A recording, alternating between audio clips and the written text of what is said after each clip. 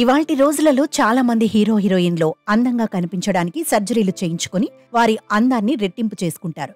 కానీ కొన్ని సందర్భాలలో ఇలాంటి సర్జరీలు వికటించటం వల్ల అందం రెట్టింపవడం సంగతి అటుంచితే ఉన్న అందం కూడా కోల్పోయే కురూపిగా మారాల్సి వస్తుంది.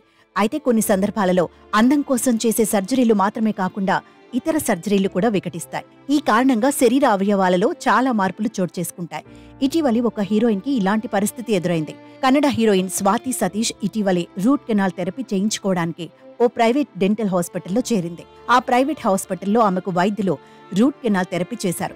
తీరా ఆ ఆపరేషన్ వికటించడంతో ముఖమంతా ఇలా వాచిపోయింది. దీంతో కంగారు పడాల్సిన అవసరం లేదని, 2-3 రోజుల్లో తగ్గిపోతుందని డాక్టర్లు చెప్పారు. కానీ 3 వారాలకు కూడా తగ్గలేదు.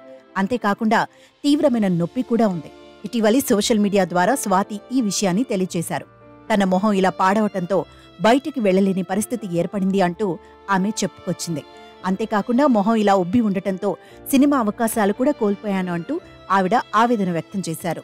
అయితే సర్జరీ చేసే సమయంలో డాక్టర్ అనస్థీషియాకు బదులు సాలిసిలిక్ యాసిడ్ ఇవ్వటం వల్ల ఇలా జరిగిందని ఆమె చెప్పుకొచ్చారు. తన పరిస్థితి ఇలా అవటంతో స్వాతి చికిత్స నిమిత్తం మరో ఆసుపత్రికి వెళ్లింది.